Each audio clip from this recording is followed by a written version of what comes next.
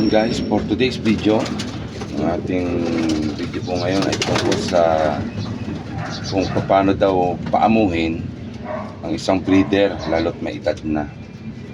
Sample guys, ito guys,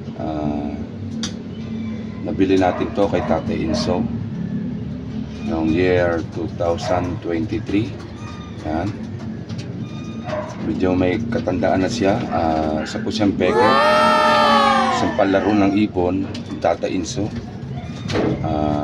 Ring niya PHA 2019.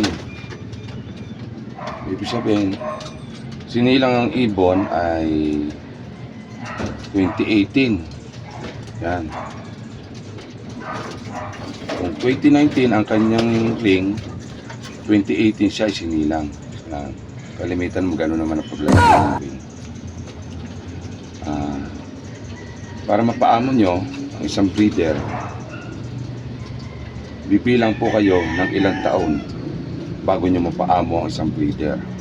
Lalo't panlaro ng dating may-ari. Mahirap paamuhin mo yan basta-basta. Kung 2019 siya ngayon,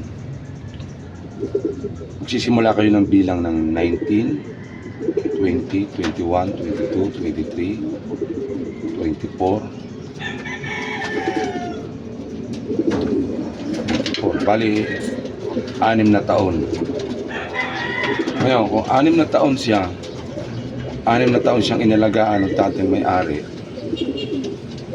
kailangan malampasan niyo siya. Aalagaan niyo rin siya ng, kung 6 na taon sa may-ari, 7 taon yung aalagaan bago nyo siya pwedeng alpasan. Yan. Ibig sabihin, sisima kayo ng bilang kung kailan nyo siya binili. Yan. Kung binili mo siya ng 2023, doon ka magsisimula ng bilang. 23, 24, 25, 26, 27, 28. Ibig sabihin, year 2028, year 2028 tsaka o kaya year 2029, mapapaamo yun. Sa kanyo pa lang ito mapapaamo. Yan guys, yan po totoo kasi po ay yan po nasubukan ko na sa aking ibang breeder. Napaamo ko na rin po yung iba natin breeder na nabili na napatsyan na po natin. Yan guys, hanggang dito na lang guys.